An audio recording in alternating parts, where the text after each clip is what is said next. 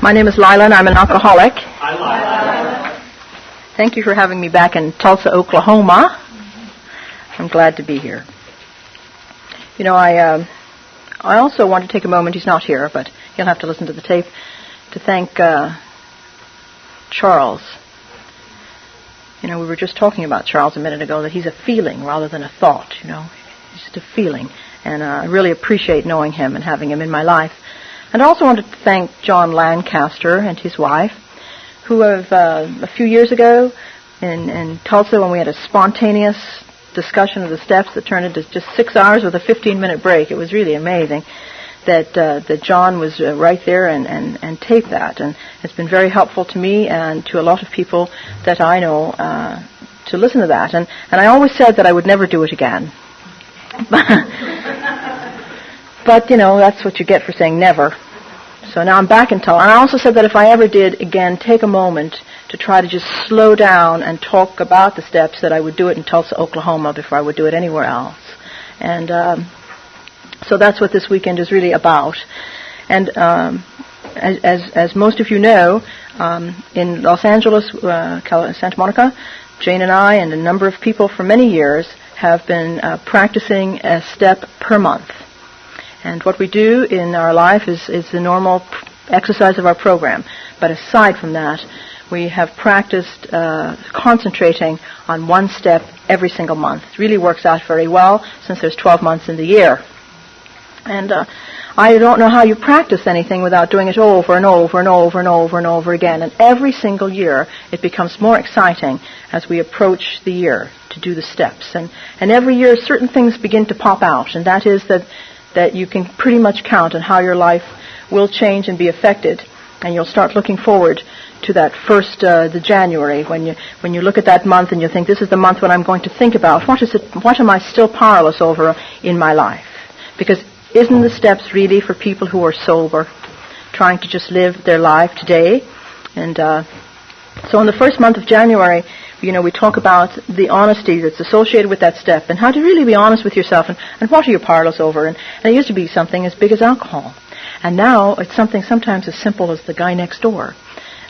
You know, it doesn't really matter. But powerlessness has to be experienced. And in the month of January, we think about all of those things so we can sense how we are and become more conscious of how we feel. And the honesty required in that. And, of course, you're powerless the minute you're out of balance. You know, I thought about it on the plane. I thought, how do you possibly condense 10 years' worth of practicing the steps and discussing them with people every single solitary month in 10 hours in Tulsa, Oklahoma, including breaks about, 6 hours? It's impossible, really, I think. But then again, I suppose miracles are to make things that are impossible possible. So I was thinking about how to do that, and perhaps we won't refer to the reading of the big book this time, but we will just the steps, and we'll talk about the powerlessness of the first step as we do in the month of January, and then the power that you are restored to, that balance, because when you're powerless, you're out of balance. Your human spirit is out of balance with your spiritual nature, and if they're out of balance, you're out of balance. And the power to be restored in the second step and the beginning of that new idea. It means an old idea to be out of balance. And it's a new idea to have this power in our life. And then in the third step, how to turn that over, and the act of faith, and turning over that old idea, and the decision to do that. And in the fourth month, what an exciting month to find out what is in the way. What are those fears, the courage to look at them, the courage to look at those old ideas that still run our lives, and the problem. What is the problem you have in your sober life? Well, the problem you have in your sober life is what is in the way between you and God, and that can be revealed. Good to see you, Miss Pam. In the fourth step. And then in the first step, the step that will show us our level of integrity and personal dishonesty, and what are our personal motives for what we do, and the nature of who we are, and the nature of our wrongs. I mean, the nature of our wrongs are very different than the things that we do wrong. And the sixth step, the most powerful step of them all, in many respects, the step of acceptance, the beginning of the cooperation between God, the willingness to take that old idea and accept that you still have it. And be willing to look at that. And then in the seventh step, the automatic step of humility, where we're going to ask for help. Help with that new idea, because that old idea is now an old idea. And the minute you ask for help, why it becomes a new idea. Good morning. Good morning. And step 8, the balancing step, the attitude change. Who is it? Who do you have to address to get current? And in step 9, how to get current, how to have that right attitude, it calls it in the book, the art of change. And in step 10, to be current, the world of the pause, the world of silence, the world where it all really belongs, and how to stay current with your new idea and how to pause. Step 11, the step of questions and spirituality and aid to the new idea and how to live in the question of life rather than the answer. And step 12, of course, the thank you step, the gratitude step, service and balance. It's so hard for me, to be reading from some sort of outline because I have never done that before. I'm completely spontaneous in anything that I ever communicate, but I'm really going to try to stick with that today. So I'm going to apologize right away for what may seem like a lecturing kind of contained thing, but I'm going to try it this way. Otherwise, I could go off on a tangent about one little word for 7 hours and we'd never get to finish the steps. It comes with the gift of being Irish, I think. In our meetings, just to give you an idea, so that's what we're going to talk about in the next 2 days. We're going to talk about those steps in detail.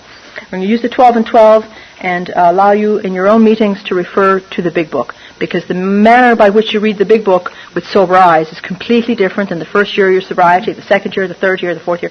And the more you read the book, it's not a matter of chronological time or even time sober, it's the amount of time you spend reading the book, the quality of it.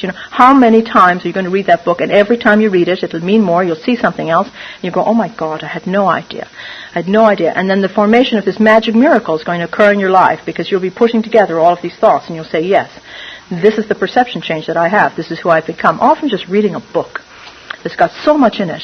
And when you can read the book, and the reason we put the book into our step practice every month is so that we would finish the book at the end of the year.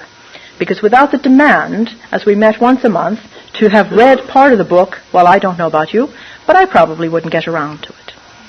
But because I have to meet with my peers, my fellow sober members of AA, believe me, I am competitive just like they all are. We pretend we're not. And we all read so that we can all say we've done it and we're current with each other. And isn't that how AA really works? So what we do in our practice every month is we start our meeting with an introduction. We go around the room, we say, hello, my name is Lila and I'm an alcoholic. We discuss whether or not there's any business, and I'm putting this on tape because so many people have asked for that information.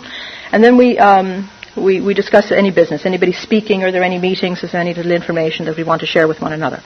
We then celebrate birthdays. For every month, there's 12 people in our group. That's how many people fit in the room. It's a very good number. More than that, you really don't have the quality of sharing. So 10 or 12 or under is good, and every person has a month. It's their month. And in their month, they are sort of in charge of the meeting, and they bring the cake and the cookies and the plates and whatever is necessary. And we celebrate birthdays, and we give our celebrate that. The little monthly guide that we forgot to pass out, which will give you, if you have, you've got it. Oh my God. That you have in your hand. Then, we usually, the person usually reads that before they come to the meeting, because again, we want to save the meeting for as much sharing as possible. And then we start and we read the chapters that relate to that given month in the big book. For the first 3 or 4 months, of course, the chapters relate directly to some of the steps. And then after that, it's about how to live. And so we pick out the key phrases in the book about our life today, what we identify with, and then we go directly to the step that we're working on. And then, of course, we have a break, and then we discuss in depth how we experience powerlessness. How did it feel? What did that feel like? In the month of February, we would talk about how we had a moment where we realized, my God, I think I have been restored in this area. I never noticed that before. I'm acting in more balance, a little less calamity, a little more serenity. I'm a little more in balance. And in the third month, we'll talk about how many times we had to make that decision.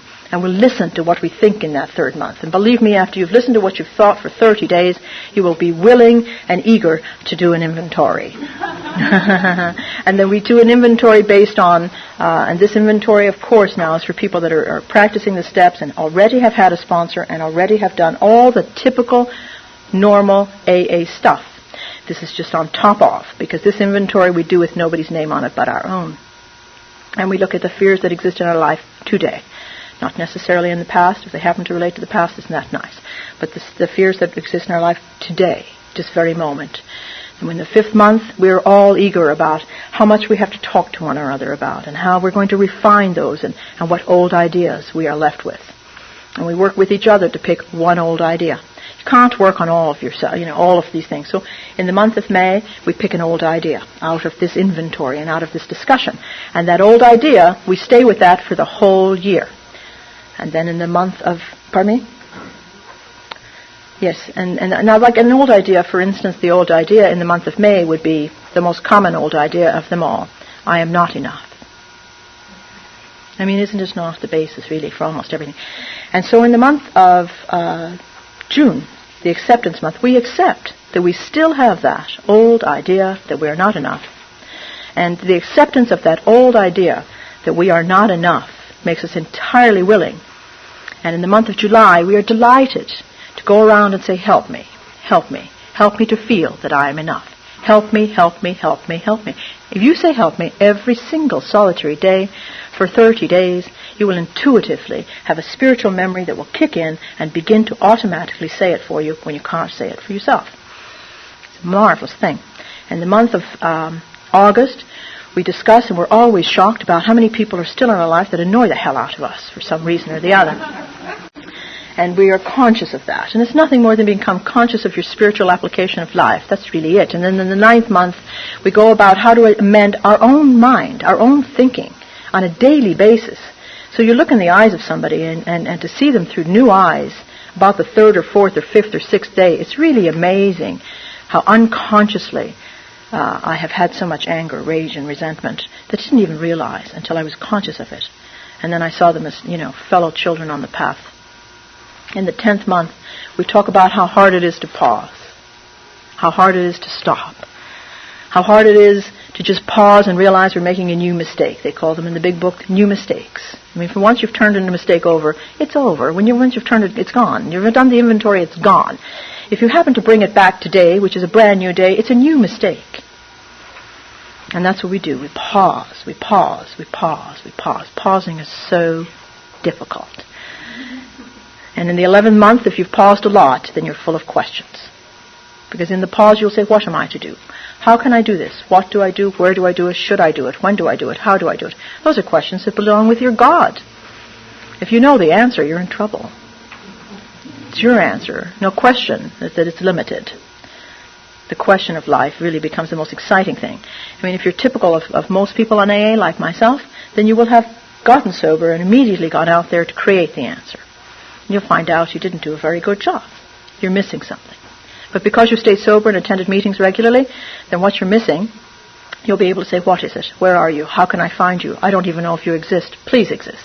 What do I need to do? Should I? Should I not? Shall I? Where? How? When?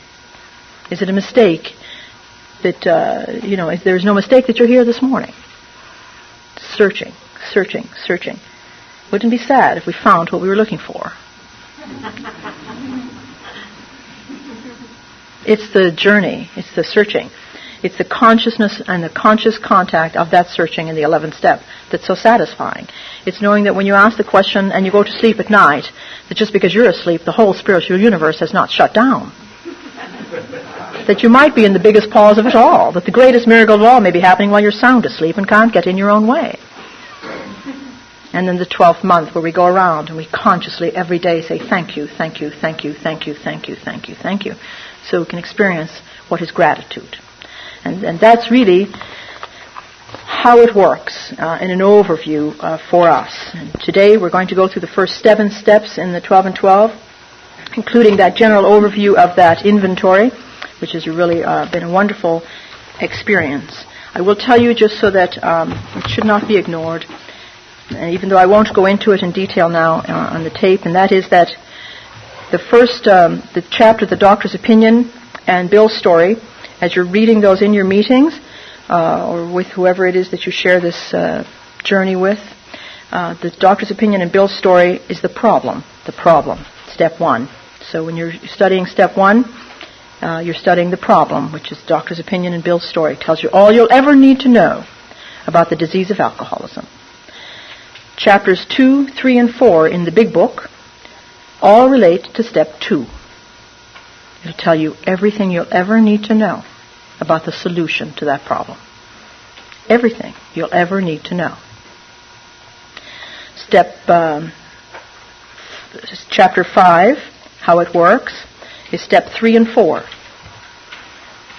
3 and 4, how to make the decision and what the decision is that you have made, which is to look at yourself. So all you'll ever need to know about how to begin to look at yourself and what to do, you will find in Chapter 5 in the Big Book. Chapter 6, Into Action, covers steps 6 and 11 in a very quick and broad way, narrow way rather, quick. And that is why in 1948, I believe it was, Bill Wilson wrote the 12 and 12 for people like us that had been sober long enough to have gotten through and understood their problem, understood the solution, understood that they were willing to have a look at themselves, and now what do we do? How do we take this information and have a closer relationship with our God? And that's what occurs in the 12 and 12. So for people on the search like myself, and I hope like you, that is what it is. The search begins, and through 6 through 11 is in the Big Book, and the detail of that and the baby steps are in the 12 and 12. And of course, the 7th chapter of the Big Book of Alcoholics Anonymous, Working with Others, directly relates to the 12th step of the program of Alcoholics Anonymous. The other steps to the wives, the family afterward, the employers, well, how to live in the sober world, because what is it that we all share in common other than the disease and the solution? Well, we share each other. We share people. Greatest problem in anybody's life is the people in it, and how to do that, how to live at home, because it's irrelevant if you have this program and you're talking about it and you're running around Alcoholics Anonymous and you go home and you're fighting with your family. Really. And if you have lack of acceptance about your position in life or yourself, then something's wrong. And that's why those chapters. I used to hate those chapters. I used to think, what the hell have they got to do with me? I run a business. I don't need to do the employer thing. Somebody else will do it for me. That's why you have personnel office. It was really a narrow point of view. And now I find that all of that information is about everybody. The family, the wives, the people you work with. You have to know about that. And then, of course, in these chapters, if you read them from your own point of view, in your current day state, they're about you. And A Vision for You, the most beautiful chapter in the Book of Alcoholics Anonymous. And it tells us where we're going in this life, and where we're going in the next, and why it is that we're exactly the same. And it talks about all of it in here, and I just talks about being willing to do anything, and about this spiritual experience, and in finding yourself you will find, and finding God, he found himself. Now normally you're told, it's the reverse, but no, you go looking to search for God, you will find yourself. Because is it not that the great reality is deep within, as it is told to us in the beginning in the Big Book? So the search for God is a search for yourself. And you don't have to go to Tibet to do it now.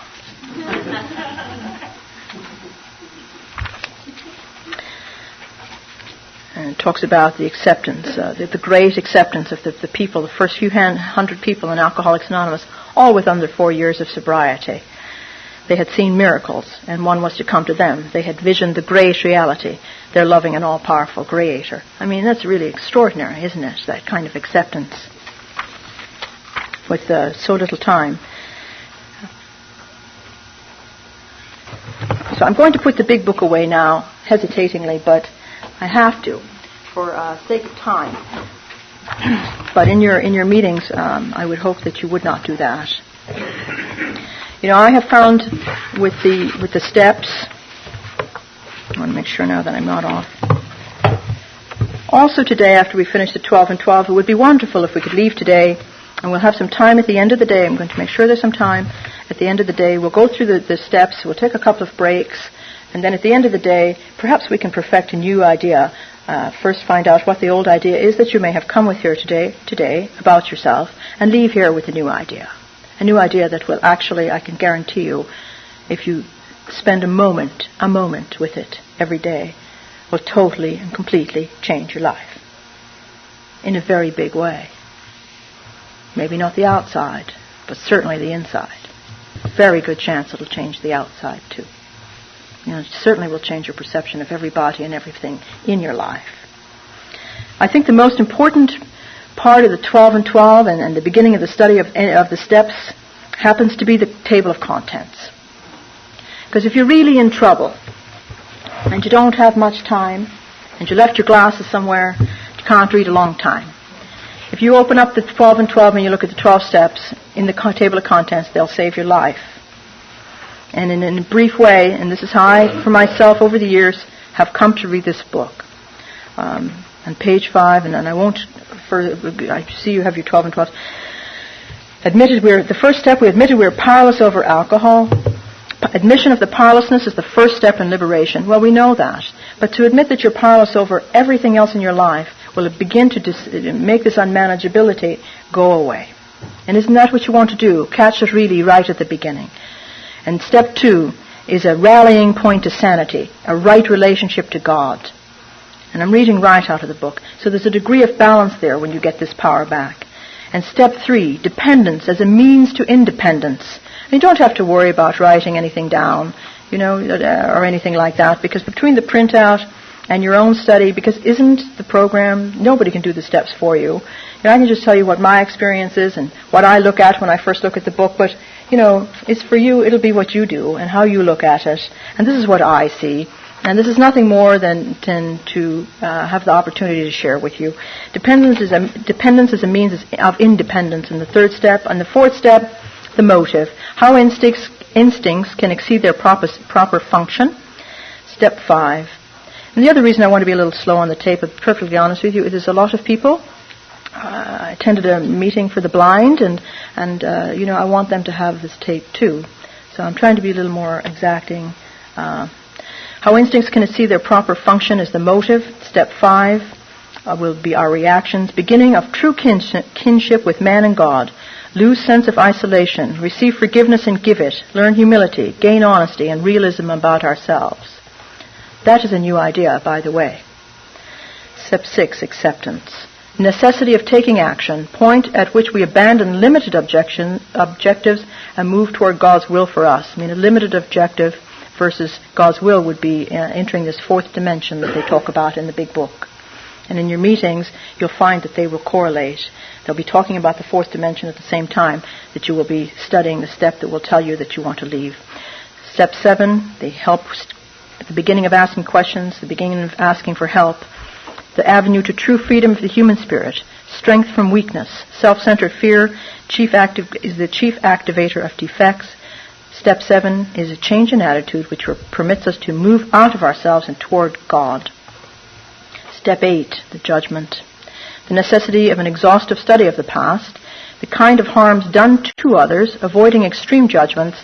Step 8 is the beginning of the end of isolation. A few moments ago they said it was the beginning of the end in step 5, to lose sense of isolation, the sense of isolation. And by the time you get to step 8, they have told you that it is the beginning of the end of isolation. These things are just absolutely on a little path. They're like water running in the same direction. Can't take one step out. It's impossible. They all run together, one after the other. Step 9, a tranquil mind is the first prerequisite for good judgment. Talking about honest feelings now and amending your thinking. Peace of mind cannot be bought at the expense of others. Step 10. Can we stay sober and keep emotional balance? Now they're talking about emotional balance. You haven't had a drink in a while. You should be more concerned about emotional balance than anything else. Under all conditions, self-searching becomes a regular habit by the 10th step. Admit, accept, and patiently correct your defects. These are really in the order that it happens, isn't it? First you have to admit it, then you have to accept them, and to admit is step 1, 2, 3, 4, to accept 6 and 7, and to correct is 8 and 9. So that they always are in order. Emotional hangover. I love reading about soul sickness in the big book, Emotional Hangovers. Isn't that what happens to people that have been sober for a while? In order not to have the spiritual deficiency that causes people to drink. Nothing else causes anyone to drink. Nothing. And spiritual deficiency. And in order not to have it, you have to enlarge your spiritual life. Now, if you are not in the process of enlarging your spiritual life, and you are in the process of a spiritual deficiency, well then perhaps you'll end up in these places where you're not supposed to be. And you won't have that defense against the first drink that frightens every newcomer into terror. The defense is the spiritual enlargement of your life. The weakness is the spiritual deficiency. So it won't be because somebody died or did something awful to you. It'll be because you were deficient at that time. You did not give yourself the protection you need. And this is step 11. It talks about meditation, which is the answer, and prayer, which is the question. Connection between self-examination and meditation and prayer. An individual adventure. I love that it says an individual adventure, because by the time you get to the 11th step, it is an individual adventure. You can't give it to anybody. I mean, I can tell you for me, in all the years that I've been sober, and particularly in the last 10 years, after reaching that point at 18 years of sobriety, where it was very, very dark, because I really didn't have this program in a consistent manner for myself. I'm in a lot of conversation and in and out of meetings, and you're sober 18 years, you're supposed to know something, and people believe you do. And the fact of the matter is, inside I was void. So in the last 10 years, I have learned how to experience being alive. I was surviving before. For 18 years. I survived. I'm living now. It's a big difference. Surviving requires an enormous amount of thought. Living requires nothing more than experience and being conscious of my experience, because my memory has taken over, that spiritual memory that kicks in, the intuition that we're promised. And it says daily petitions for understanding of God's will and the grace to carry it out. Well, to me a petition is to ask. First couple of years of my sobriety, you don't ask for anything. Forget it. I ask for absolutely everything. What else am I going to do but to ask? And now I expect miracles. I kind of hoped they were there, but since I started asking and getting every single solitary time the answer to my question, I believe in miracles. I expect a miracle. I wouldn't know what it would be like not to have them. Actual results of prayer beyond question. Step 12, the joy of living, the gratitude step. It says action is the key word. I used to think action was running around, doing all the things in AA that you're supposed to do, and that's fine, and that works too, because if we didn't do that, we wouldn't stay. We have to get in the habit of taking the action at the beginning in order to stay. But here we are now. Action takes on a whole new meaning. Action to me means to practice saying thank you. That's what action means. Action means actually reading the book. Actually pausing before I respond in a negative way. Actually taking contrary action to that thought in my mind that, given its own magic and power, will absolutely bring its darkness upon me. Cast the shadow in my own light. So practice, action is the key word. And then it says something magnificent. And we have not left the table of contents yet. They don't even have the page 9. A new state of consciousness is being received as a free gift. Received. Readiness to receive gift lies in the practice of the 12 steps. Well, I don't know what you came in here with other than the disease of alcoholism, and I didn't know this for many, many years. But not only did I have a broken ability to drink button, I had no ability to receive. I was born almost with a broken receiver. Or maybe I just got it damaged somewhere along the way at the beginning. And I have begun to be restored to a person that is capable of receiving. I cannot tell you what that has meant to me. And it is just happening to me in the last couple of years.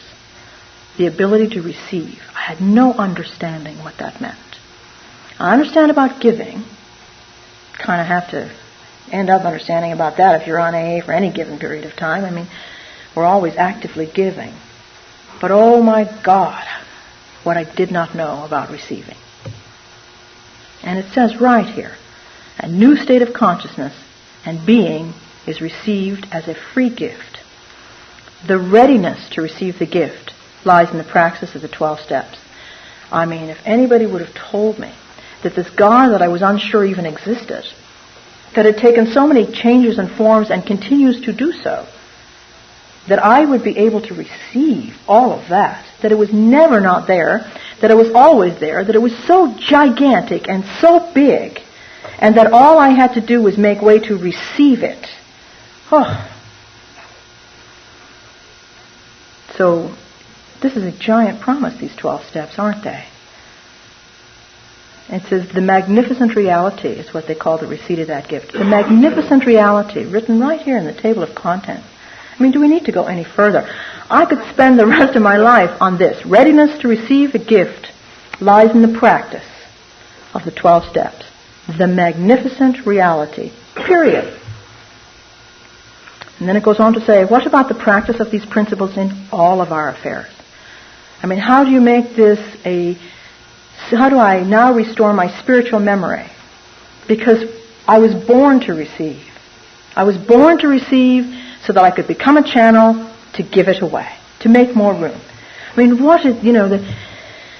I have to tell you that my trip to Tulsa will be more meaningful than I think anything that will happen to you, because I will have again made myself a channel to give away whatever is in there so that I can make room to receive new things, new experiences, new information. I mean, my God, I should be thanking you every second for the opportunity to take a moment to just open myself up and say, take it away, whatever it is. How can I give you all there is?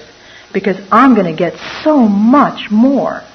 And then I'm going to have this new, exciting possibility in my mind of thinking of new things and seeing things through a different eye. Amazing. Monotony, pain, and calamity turn to good use by practice of the steps. How do you turn pain to good use? Why, you say, I understand. I have had the experience of that. And that's all I can give you. Would you like a cup of coffee? Can I hold you? Have you eaten today? Growing spiritually is the answer to our problems. And my friend Ruth King says, the only problems are spiritual problems, so the only solution is a spiritual solution. It sure takes the great big problem of alcoholism that we receive the solution for, or we wouldn't be sitting here. And then, obviously, every other problem is solvable, isn't it?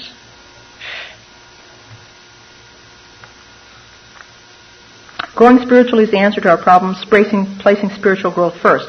You don't have to be as slow and determined and resistant and Irish as I am. And you do not have to resist, it says first. I didn't catch that right away for the first number of years. Placing spiritual growth first. I was too frightened. I was much too frightened to place that first. I had too much power in money, property, prestige, and all the other things I use to defend myself so that I would not have to feel you. Too much power. It took a long time for me to be able to say, there's enough inside now. And restore them and to sense that, a friend of mine, Cubby Selby, says that for him what happened was that he stopped praying to God. And he started to pray from God.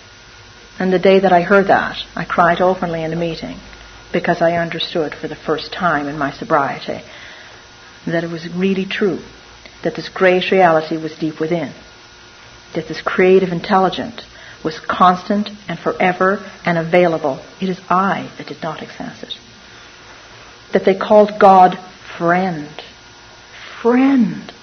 That God could be my friend. I needed a friend. Why, I need a friend more than I need a God. Big. Practice these principles in all our affairs. They seem to repeat that over and over and over. I wonder if Bill Wilson knew something about our nature. It says, instincts restored to true purpose. And I used to think the true purpose would be this endless, sandaled, robed giving in China. It was the last thing I ever wanted to do. I didn't know that it would be equal share amounts of giving and receiving, receiving, receiving, receiving. If you cannot receive, you're out of balance. Understanding is the key to right attitudes. Right action is the key to good living. Now that information, 90% of which is, I just underlined with a little yellow marker, is in the first 9 pages of the 12 and 12. In the table of contents.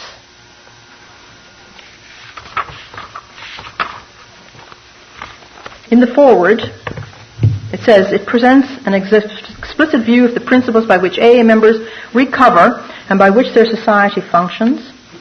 AA's 12 steps are a group of principles, spiritual in the nature. It really a shock to me not too long ago when I found out that the principles and the steps were actually the same thing.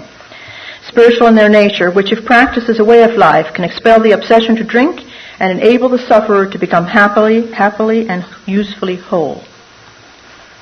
Though the essays which follow were written mainly for members, it is thought by many of AA's friends that these pieces might arouse interest and find application outside of AA itself. Many people, and I share my life now, my life with anybody, not just because I'm an alcoholic, but because I'm a spiritual person who's on the search and grateful to see anybody, anywhere, in any walk of life, doing whatever they need to do. Doesn't matter to me. God is God. We're on the same thing. We're all going there. We were just blessed to have alcoholism as our fate. We're blessed to have that. It's a gift. It's the greatest gift I have ever been given, to have been rendered so hopeless so quickly. I watch other people do it a day at a time, kill themselves. However, sober, I have watched some of my soulmates and myself, in members of an Alcoholics Anonymous, begin to kill ourselves one day at a time. Acceptable suicide, through the negativity of our thinking, through depression, through all of those things. And we must guard against that. We must guard against that. And that's what the steps are for. They're for people who are sober to get through life. Many people, non-alcoholics, report that as a result of the practice of these 12 steps, they were able to meet other difficulties of life. They think that the 12 steps can mean more sobriety for problem drinkers. They see in them a way to happy and effective living for many, alcoholic or not. I really think that that's important, because we as alcoholics, can't go around saying this normie thing and they, we're all the same. April 13, 1939 was when they put the book Alcoholics Anonymous out. In it, alcoholism was, and I'm in the forward now, the amount of information in this book is extraordinary. The book was called Alcoholics Anonymous, and from it the fellowship took its name. In it, alcoholism was described from the alcoholic's point of view. His new idea now. The spiritual ideas of the society were codified for the first time in the 12 steps, and the application of these steps to the alcoholic's dilemma was made clear. So I have no understanding of people who say it's all in the big book. I don't understand, who do not read the 12 and 12, and I know people who've never done it. And yes, they're sober a long time, some of them. I wouldn't want the nature of their sobriety. It would not be enough for me. You see, I was an alcoholic that wanted all there is. I would have drunk all the scotch in the world. Do you think I'm going to settle for a limited amount of sobriety and spirituality? Absolutely not.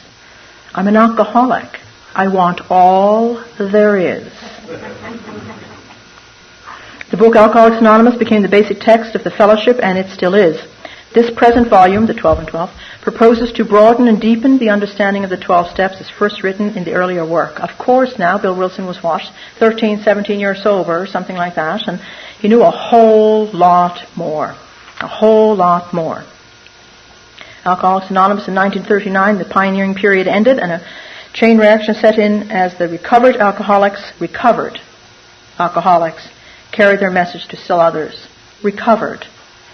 You're all recovered in this room. You're recovered alcoholics. Are you recovered spiritual people? Well, I don't know about that now. That's up to you. But you have not had a drink today.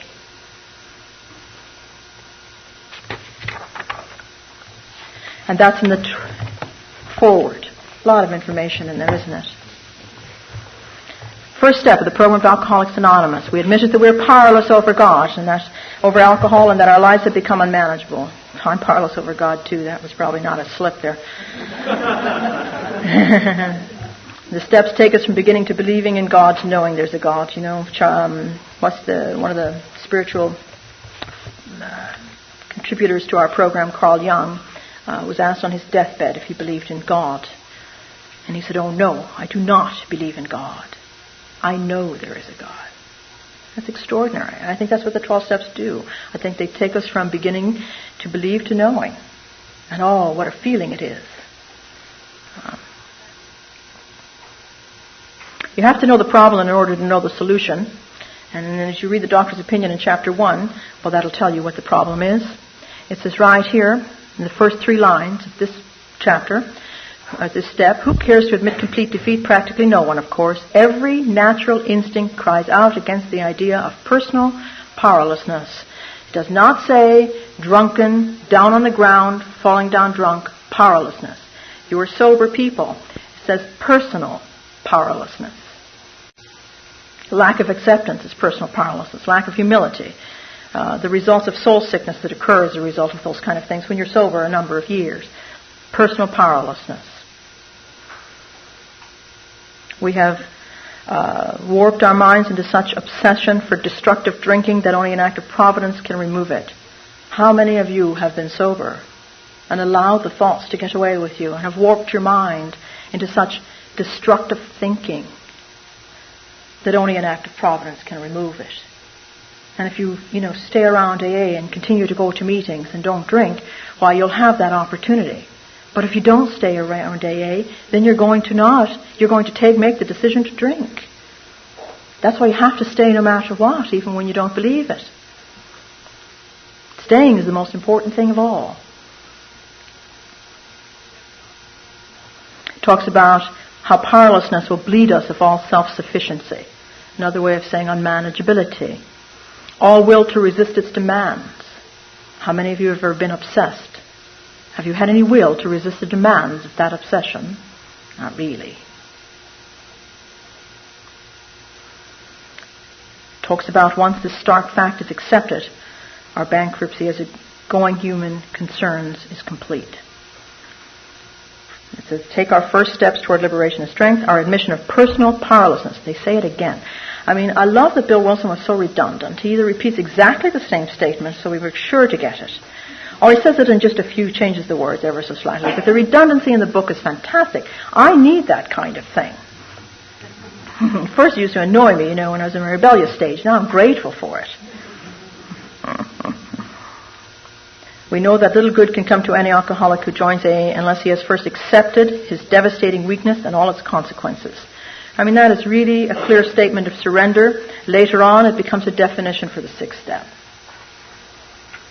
Until he so humbles himself, his sobriety, if any, will be precarious. Absolutely necessary part of the first step, beginning to lay the groundwork for what? The seventh step.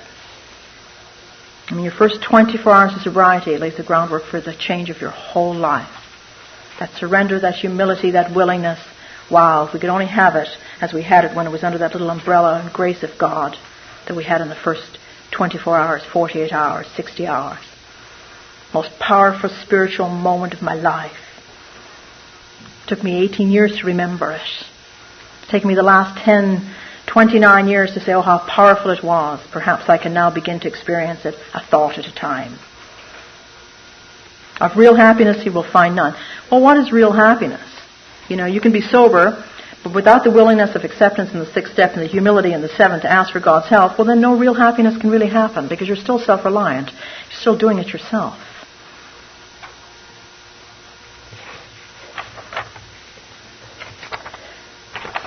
The principle that we shall find no enduring strength until we first admit complete defeat is the main taproot from which our whole society has sprung and flowered. It is the root of powerlessness, is hopelessness. I hope that you got here in a very hopeless state. I hope that a few times in your sobriety you hit that again, sober, so that you can reach out and grow. I actually denied that it was happening to me for years. I thought more people, more property, more prestige, more will help me not feel the inner hopelessness of not having that spiritual connection, the beginning of doubt that God even existed. Why does everybody else seem to have this look in their eye, and why don't I have it? What the hell is wrong with me? What's gone? I don't have this. There's a void in me. What's wrong with me? I was running around to Alcoholics Anonymous, and I wasn't, and saying, honestly, I don't get it. I've got all this stuff. I'm supposed to be completely content and happy. What else do I have to have? Picket fences, dogs, cats. I don't have dogs. All these things. It's supposed to be better. It's supposed to be better. Never thought about inside. It says our sponsors declared that we were the victims of a mental obsession so powerful so subtly powerful that no human amount of human power could break it. That there was, they said, no such thing as personal conquest for all this compulsion by unaided will. I don't know what happened in your sobriety, but believe me, that has happened to me, not just when I was sober. As I've been sober. I wasn't drinking when I've had these periods of obsession and that driven will, workaholism, for instance, for me. First we were smitten by an insane urge that condemned us to go on to drinking, and then by an allergy of the body that ensured we could ultimately destroy ourselves in the process. Description of powerlessness. Talks about even those last gaspers often had difficulty in realizing how hopeless they were. That is why the first edition of the book Alcoholics Anonymous, published when our membership was small, dealt with low-bottom cases only. They're telling you, read the book. Do not be prejudiced against this. We have written this years later for you now to talk about the daily living. You're already off the ground. You're on your feet. Now this is what we do to move forward. Many less desperate alcoholics tried AA but did not succeed because they could not make the admission of hopelessness. What is hopelessness? It's a state of mind. How do you get out of it? You accept it. The minute you accept it, you have surrender. The minute you have surrender, you ask for help. The steps are all about that. They're all about hopelessness, 1. Acceptance, 6. Help me, 7. Stay helping me, 10 and 11. Thank you, 12.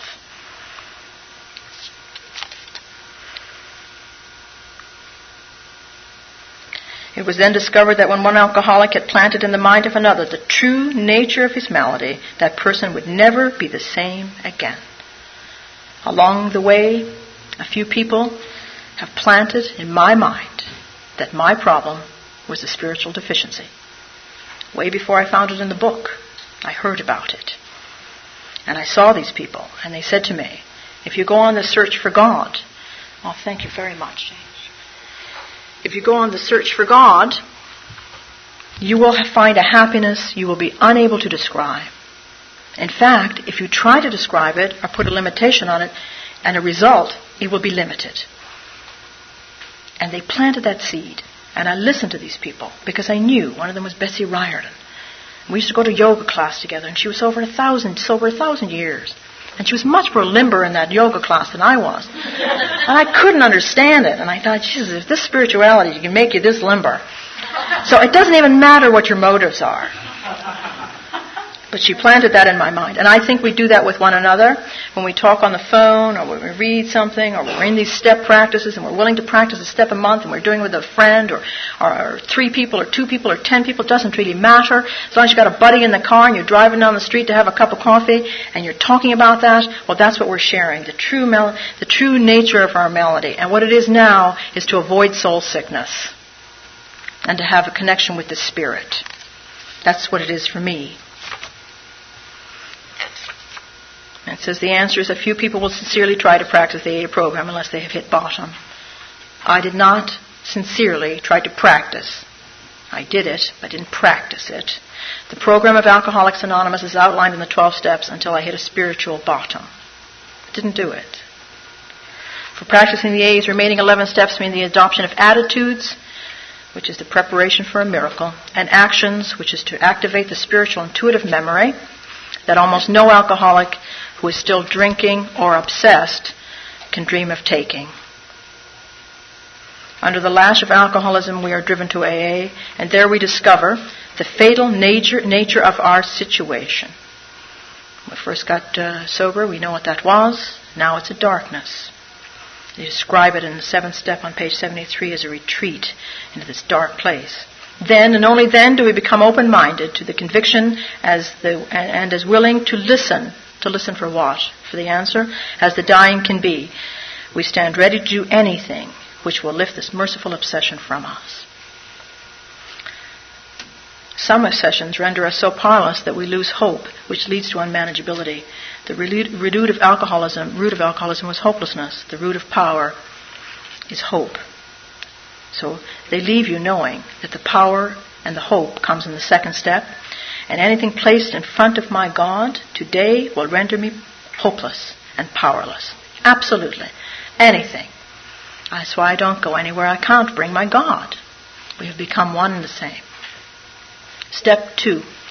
The step of power. The step of being restored to balance. The step of a new idea. You see, it's an old idea to be powerless. It's an old idea to give away your power. It's an old idea to be obsessed like that. It's an old idea to have to live your life in a darkness. It's an old idea to be afraid. It's an old idea not to have this peace of mind all the time. And the 2nd step came to believe that a power greater than ourselves could restore us to sanity. Why, It's the solution. It's the it says here, we have been reduced to a state of absolute helplessness in 1. You now declare that none but a higher power can remove our obsession. Step 2. Obsession, soul sickness, blocking out the sunlight of the spirit, casting a shadow on your own path, whatever you want to call that. It says that it is a state of mind. This is the beginning of the end, and so it is, the beginning of the end of his old life, which are old ideas, and the beginning of emergence of a new one, a new idea. A new idea. It's important that we have a new idea. An old idea is to be a drunk. A new idea is to be a sober person. An old idea is to be unhappy. A new idea is to be happy.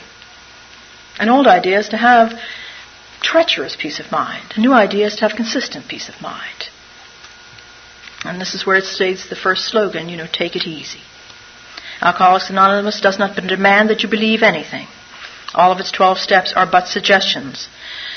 Second, to get sober and to stay sober, you don't have to swallow all of step 2 right now.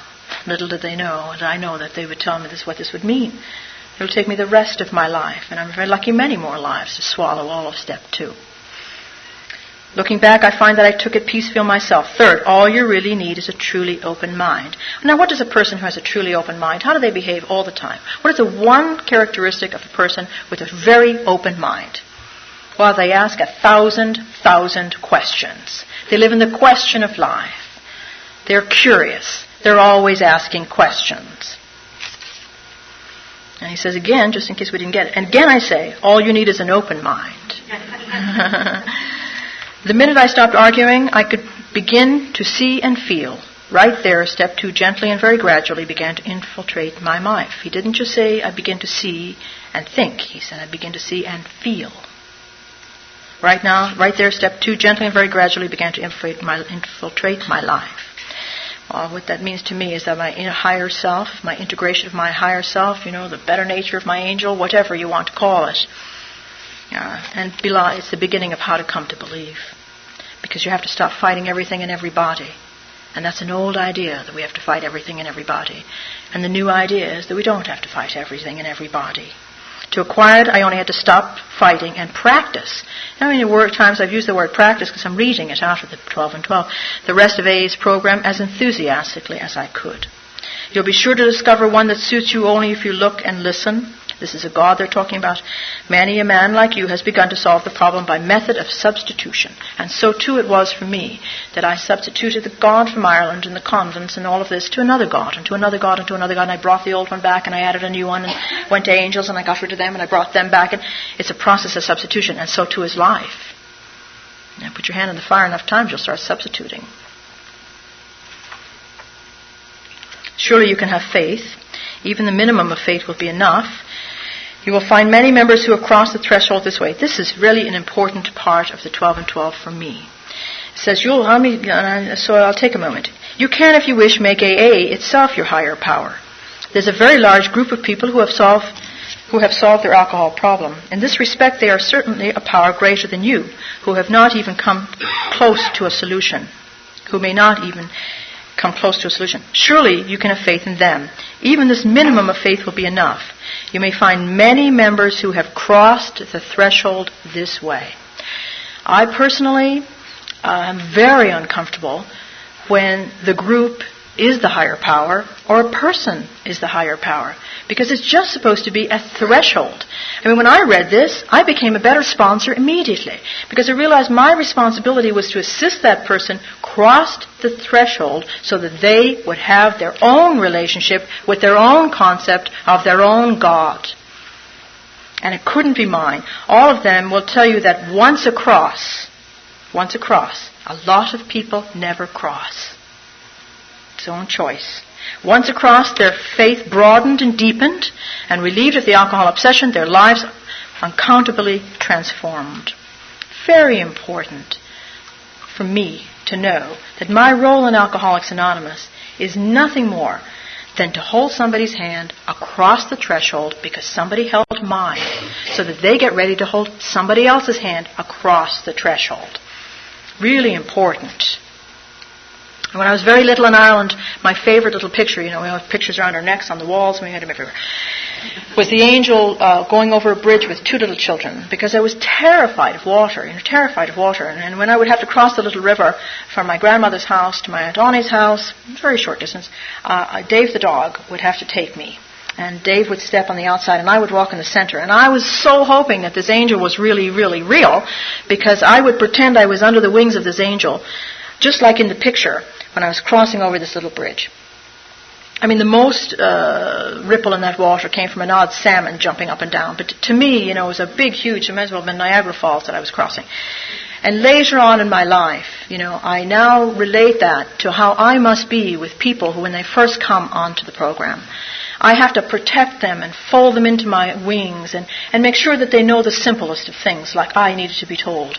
How to clean their house, how to eat eat properly, how to sleep, how to dress themselves again, how to do all these simple things, simple things. How to find a seat in a meeting, how to find the directory, how to reach out your hand, how to become a little coffee, go for coffee with somebody. All the little simple things. That's my job. That's the most important job of all. If I do that well enough, they'll want to stay.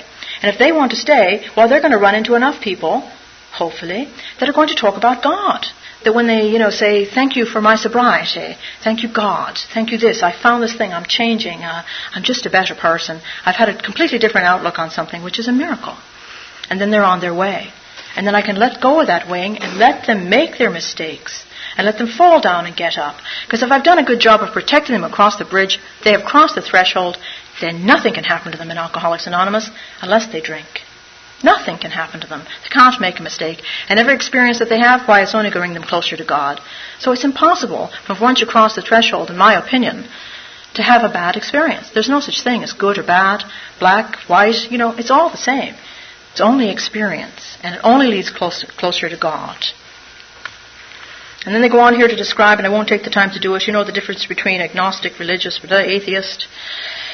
Why should we be bothered with theological abstractions and religious duties, or with the state of our souls here or hereafter? I love that he puts here or hereafter.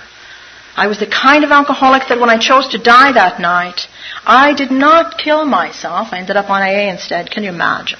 I did not kill myself because I was so desperate and so lonely and so hurt and so in pain that I knew to kill myself would do nothing more but to have the spirit of who I was, and I believed in nothing at that time, the spirit of who I was go on with the same agony and same grief and same pain. So what the hell was the point of even killing yourself? Now, that was my state of hopelessness upon joining Alcoholics Anonymous. And I love in here, so when it says souls here and hereafter, it really appeals to someone like me. Because that's what I'm doing now. I'm not being nice and in Tulsa, Oklahoma, so that I can go on and grow wings or something. On the contrary, I'm just doing it so that I can feel better today. If I feel better today, I'm a little less afraid. I'm less afraid. I'm less afraid as a result of being here. That's all. A little more peace of mind. I'm going somewhere. I'm going somewhere. I'm going somewhere here, and I'm going somewhere there, and I'm going somewhere when I go on, and I'll get to see my uncle who passed away yesterday morning, actually, in Ireland as I was coming here. I just got the call, and I mean, there's no waste. There's no waste in God's universe. There's no judgment. There's no right and wrong. I can't wait to do what I'm supposed to do here, and I can't wait to get going. Can't wait to stay, can't wait to go. Isn't that an exciting place to be for someone that didn't even want to kill themselves because it was so hopeless? It said we had to look for our lost faith. It was in A that we rediscovered it. It didn't say discover it. It says rediscovered it. And we're talking about the second step, which is the restore step. And then it tells us that in the second step, if we go for this power, why they helped us to get down to right size. Right size to me, blasphemous as it may sound to you, is to be equal with God. We're the same size. We're one and the same. We blend in and out. If my will and God's will is in unison today, why, you wouldn't even know the difference. If it's not, I'm bigger. I'm in charge. You're in trouble. When we began to do that, we received, it says right here again, we received the gift of faith, a faith which works. This faith is for you too. They're talking about the foundation for the third step. Every step that precedes a step lays the foundation for the next step. Makes us teachable, acceptable, this humility they talk about.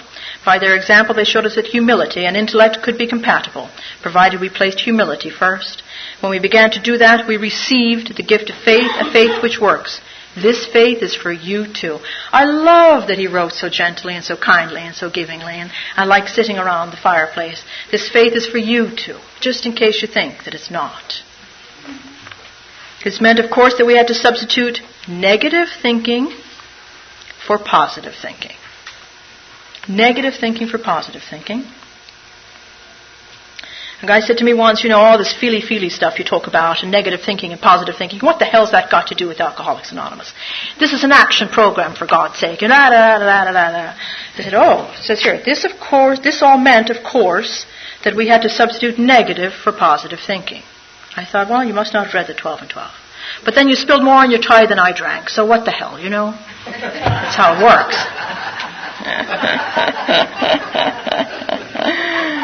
I had, for years they used to say stuff like that when I first got sober. It used to annoy me. What do you say back to something like that? And then somebody said, well, Lila, you don't know the answer, the pat AA answer. I said, no, where have I been? I missed it. What is the answer to you've spilt more on your tie than, I spilled more on my tie than you drank? Then you obviously didn't drink enough, is the answer. It says, moreover, we could avoid looking at some of our own shortcomings, which is to blame. Self-righteousness, the very thing that we had contemptuously condemned in others, was our besetting evil, which is to judge. Defiance is the outstanding characteristic of many alcoholics. More often, though, we had made up with some major calamity and, to our way of thinking, lost out because God deserted us. When we encountered AA, the fallacy of our defiance was revealed. At no time had we asked the question what God's will was for us. Instead, we had been telling God what it ought to be. No man we saw could believe in God and defy him too. Belief meant reliance, not defiance. And in AA, we saw the fruits of this belief. Men and women spared from alcohol's final catastrophe. We saw them meet and transcend their other pains and promises. We saw them calmly accept impossible situations, seeking neither to run nor to recriminate. This was not only faith, it was faith that worked under all conditions. We soon concluded that whatever price in humility we must pay, we must pay. Huge promise on the second step. This answer has to do with the quality of faith rather than the quantity. This has been our blind spot. What they're really saying is, the lack of acceptance is the blind spot. In both cases, we had been asking something for nothing, which is asking for God's will without our own cooperation, which they will explain and we will get into in step 6. The fact that we really hadn't cleaned house so that the grace of God could enter and expel the obsession. In no deep or meaningful sense had we ever taken stock of ourselves, step 4, made amends to those we had harmed, step 8 and 9, or freely given to any other human being without any demand for reward. We had not even prayed rightly. We had always said, grant me my wishes, instead of thy will be done. The love of God and man we understood not at all. Therefore, we remained self-deceived and incapable of receiving enough grace to restore us to sanity. Lot of stuff. So the questions are to remove us from the self-deception. Self-deception is why we have to ask questions. And since answers require a reliance on a greater spirit, it's a great way to practice that reliance, is to ask questions. To ask a question is to make room and to receive an answer. Serenity prayer takes care of that. It's the greatest question of them all, isn't it? It says sanity is defined as soundness of mind. Therefore, step 2 is the rallying point for all of us. True humility and an open mind can lead us to faith, which is step 3. And every AA meeting is an assurance that God will restore us to sanity if we rightly relate ourselves. True humility, acceptance of yourself today, good, bad, or indifferent. without qualification, without judgment. And if we relate ourselves to God, well, then we would be using proper use of our will and God's will. And step 6 will tell you how to do that. This lays the foundation for the next step. And how do we rightly relate ourselves to God? Well, by substitution of experience. And they mentioned that earlier. The redundancy is extraordinary. Are you doing all right? Do you want a cup of coffee or anything? Okay, we'll do step 3 and then we'll break for step 4. How's that? Step 3. Well, you know the disease of alcoholism is threefold. Physical, emotional, and spiritual.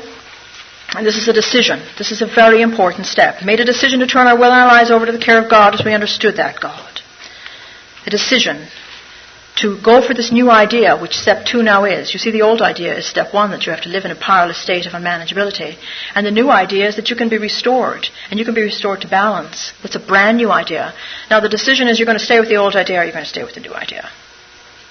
And that's what you're really doing in the third step. You're making a decision to turn yourself over to the question so you can get the answer to how to have this new idea fulfill and occupy your life. Or you won't make that decision, and you will be stuck with the old idea, and you will do that by yourself. Place of self-reliance, terribly painful place I have found. Make a decision to turn our will and life over to the care of God as we understood that God. Practicing. Starts out the first word in the step is practicing. Practicing. The habit of improving your spiritual memory can only come by practicing, not by talking and thinking, but by actually practicing. It's a conscious action that precedes even the ability to think through the process. The only key is willingness. In the first 2 steps, we engaged in reflection. What is wrong? What can I do about it? What is the problem? Ah, yes, that's the solution. We saw that we were powerless over alcohol, but we also perceived that faith of some kind, if only in AA itself, is possible to everyone or anyone. Of course, later that gets transferred to God if you have the right angel helping you across the bridge. These conclusions did not require action. They required only acceptance. Why is it that I still don't have a full grasp of acceptance being the answer to everything in life? I don't, you know. It's not built in there yet. I mean, every now and then intuitively I know that, but it's almost like I still don't have it. You know, I still consciously have to come to that all the time. And yet, when I joined Alcoholics Anonymous, I had nothing but acceptance of the complete and utter hopelessness of my situation. And then I got enough self-reliance smashed in there, that I began to dispel all this magic of acceptance. And the miracle of the acceptance then, began to dissipate. It stayed waiting for me. But I had so many little smudges of darkness around it because I was doing it by myself that I could barely see it anymore. And we live in a miracle. We are a miracle. We just don't notice. Like all the remaining steps, steps 3 call for affirmative action, for it is only by action that we can cut away the self-will which has always blocked the entry to God. I love that because it's really clear. You've got to cut it away. Can't change it, redefine it, call it something else, rationalize it. You've got to cut it away. Gone. Of course, then 6 helps with that too, that contrary action. Faith, to be sure, is necessary. And also 4 and 5, because you have to know what to cut away. And after you figure out what to cut away, you have to talk to somebody else so that you can cut away the truth. And they'll help you with that, because on your own, you probably are not going to be as clear as the person you're talking to is going to say, well, I'm not sure now. Did you forget this one little thing? And then when you get to God, to have God help you cut it away, well, you're going right to the core. Just saves time. Faith, to be sure, is necessary, but faith alone can avail us nothing. Faith alone, without a decision, means nothing. You can have all the faith in the world, but if you're not deciding to involve God in that, you don't have it. It's there, but you don't have it. It requires a decision. We can have faith yet keep God out of our lives. Therefore, our problem now becomes just how and by what specific means shall we be able to let God in? Questions. Step 3 represents our first attempt to do this. In fact, the effectiveness of the whole AA program, will rest on how well and how earnestly we have tried to come to a decision to turn our will and our lives over to the care of God as we understand Him. There's many times in the 12 and 12 where you will come to a place where you better stop and pause and say, do I fully understand that? That's why it's going to take forever for me to get through this book in my life, because I keep going back and I say, I missed that the first time. But it's saying, don't go on now till you grasp this part. You can go on if you want to, but you're going to come back. Once we have placed the key of willingness in the lock and have the door ever so slightly open, we find that we can always open it more, though self-will may slam it shut again, as it frequently does. It will always respond the moment we pick up the key of willingness, the willingness to make room for God. Every man and woman who has joined Alcoholics Anonymous and intends to stick has, without realizing it, made a beginning on step 3. That was the first decision you ever made, practically unconscious, in a state of utter acceptance and desperation. The decision to stay. Greatest decision of your life. Already a willingness has been achieved to cast out one's own will and one's own ideas about the alcoholic problem in favor of those suggested by AA. The old ideas, well, Chapter 3 tells you a ton of old ideas about how you can continue to drink successfully. For the new ideas, from a sober member of Alcoholics Anonymous, this is, nothing works, This is the end of the road. There's nowhere else to go. The seat belongs to you. It's all a matter of old ideas and new ideas. This all makes sense at the end of the 2 days. Then they talk about how you feel like a hole in the donut. And of course this process by which instinct and logic always seeks to bolster egotism and so frustrates spiritual development, which is the ability to have you have real problems versus imagined problems, and insanity really. The trouble is that this kind of thinking takes no real account of the facts. And the facts seem to be these. The more we become willing to depend upon a higher power, the more independent we actually are. Therefore, dependence, as AA practices it, is really a means of gaining true independence of spirit, getting back to the true power, who you are, the great reality deep within you. Deep within you. Doesn't everybody really want to hope that that's true? That it's deep within you and not out there, where it can be taken away, blown away, that it's really deep, that you're really connected to something? Can't tell you how many years I have searched, believing that that wasn't true, hoping it was. Unconscious of the dependence. Let's see. Every modern house, and they go on about the electricity thing, it's a great example. I'm going to skip it for now. But it says basically that our main hope is that nothing will ever cut off that supply of current, that electricity that we've come so used to.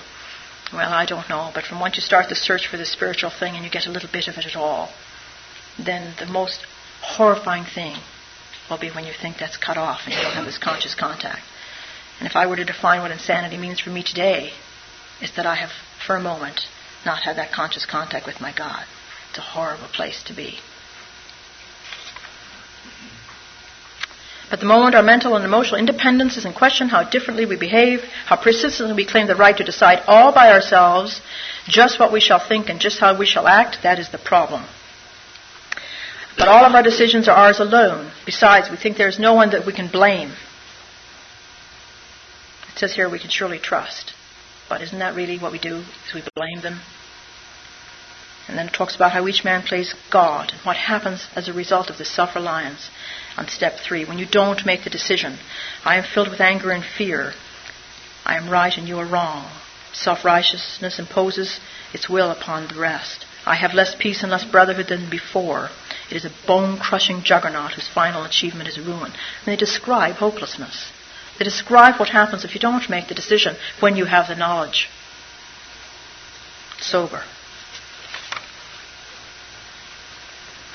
So it is by circumstance, rather than by virtue, that we have been driven to AA, have admitted defeat, step 1, and have acquired the rudiments of faith, step 2 and 3, and now begin to make a decision to turn our will and our lives over to have acquired the rudiments of faith, step 2, and now want to make a decision to turn our will and our lives over to a higher power, step 3. They continue to summarize the steps. They continue to tell you that 1 leads into 2 to 3, that they're all the same. They're laying the groundwork. By the time we get to 6 and 7 and 8 and 9, it'll be so redundant. It's all the same wording. It's all the same direction. It's all the same everything. And it becomes your ability to receive becomes greater by the time you've gotten through the 3rd step. You have begun to surrender to your own need of acceptance in your daily life today. Okay. So how exactly can a willing person continue to turn his will in his life over to the higher power? He made a beginning, as we have seen, when he commenced to rely upon AA for the solution of his alcohol problem. By now, though, the chances are that he has become convinced that he has more problems than alcohol. Preparation for step 4. And that some of these refuse to be solved by the sheer personal determination and courage he can muster. They simply will not budge. They make him desperately unhappy and threaten his newfound sobriety. Our friend is still victimized by remorse and guilt when he thinks of yesterday. Bitterness still overpowers him when he brews upon those he's envies, and his financial insecurity, etc., etc., etc. They're talking about sober fears. They're talking about worry. They're talking about judgment. Summarizing it for you, but it's all there. They talk about his newfound sobriety. Well, let me tell you something. I was 18 years sober when this happened to me. Perhaps that's newfound sobriety in the realm of the many lifetimes I intend to live. His lone courage and unaided will cannot do unmanageability. Surely he must now depend on somebody or something else. Step 2, coming to believe. At first, that somebody is likely to be his closest AA friend, most important person in your life if you look back, who is the other little newcomer sitting beside you. Really. It does not give you great, heart-filled feeling to walk into a meeting of Alcoholics Anonymous and see somebody you got sober with. The best. The best. He relies upon the assurance that his many troubles, now made more acute because he cannot use alcohol to kill the pain, can be solved too. Big promises here. Of course, the sponsor points out that our friend's life is still unmanageable, even though he is sober. That, after all, only a bare start on AA's program has been made. And we're talking about sober problems. First you have the group, then you have the sponsor, your friend, or someone you're hanging out with, preferably a sponsor who will take you across the threshold. And then you have the steps that they'll lead you to and show you how to use. And then you'll have God. And that's the process. That's the process. It's the same as having 1 drink, 2 drinks, 3 drinks, 4 drinks. 1 drink, I'm happy. 2 drinks, we're all happy. This is not true. 3 drinks, I'm having a spiritual experience. 4 drinks, I'm unconscious. AA, sponsor, steps, God.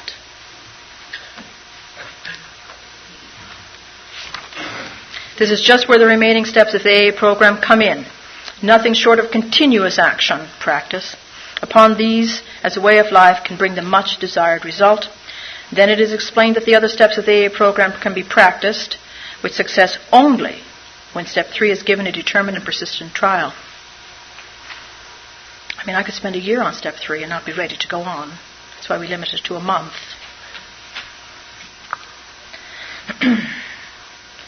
But now it appears that there are certain things which only the individual can